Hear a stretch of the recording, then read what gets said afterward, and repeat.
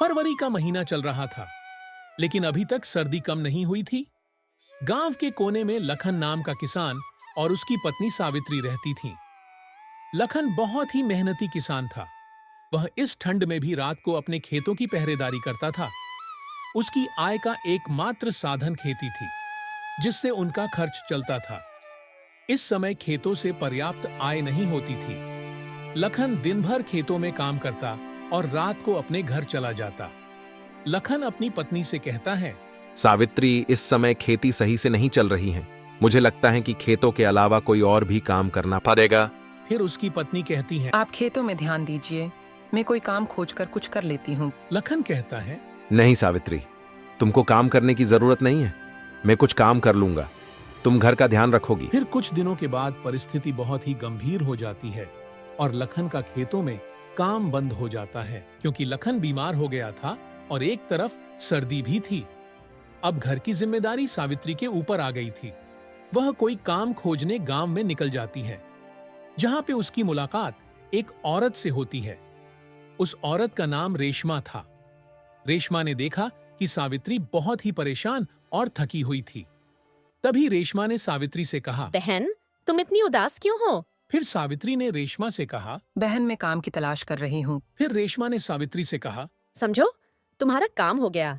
मैं तुम्हें अपने घर साफ सफाई के लिए रखती हूँ। सावित्री रेशमा से कहती हैं, धन्यवाद, मुझे काम की बहुत जरूरत थी। फिर सावित्री यह बात अपने पति को बताती हैं और कहती है, मुझे काम मिल गया और आप आराम कीजिए।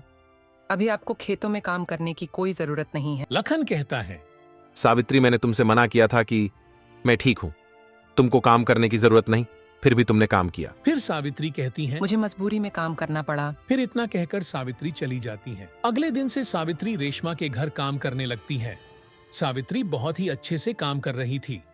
सावित्री के काम को देखकर रेशमा ने उसका वेतन बढ़ा दिया। सावित्री बहुत खुश थी। देखते देखते सावित्री ने एक दुकान रख ली। सावित्री अब दुकान में काम करने लगी थी और लखन धीरे धीरे ठीक होने लगा था। दुकान से जो भी आय होती, लखन की बीमारी में चली जाती। धीरे धीरे सावित्री की दुकान चलने लगी थी। अब उसके पास ज्यादा आय होने लगी थी, जिससे उसने घर के लिए कुछ राशन और लखन के लिए दवा ले आई थी। 1 महीने के बाद लखन ठीक हो गया था और लखन भी खेतों में काम के लिए जाने लगा था। अब वे दोनों काम के लिए जाने लगे थे। सावित्री दुकान में काम करती थी और लखन खेतों में काम करता था। मेहनत से एक बहुत बड़ा घर बना लिया था और वो दोनों एक अच्छा जीवन जीने लगे थे। तभी यह बात गांव के लोगों को पता चलती है और गांव के लोग उन दोनों लोगों से जलने लगे थे। एक रात उनके घर के पास एक चोर आ गया। चोर घर के पास जा ही रहा था, तभी एक आदमी देख लेता है और कहता है, कौन हो तुम और इधर क्या कर रहे हो? तुम इस गांव के तो नहीं लग रहे। चोर घबराकर भाग गया और अगले दिन उस गांव वाले ने, जिसने चोर को देखा था, वह लखन से कहता है, तुम्हारे घर कल कोई अजनबी आदमी आया था, मैंने उससे पूछा कौन हो तुम, तो वह भाग गया। उस दिन से लखन सतर्क हो गया। वह देर रात से सोया करता था।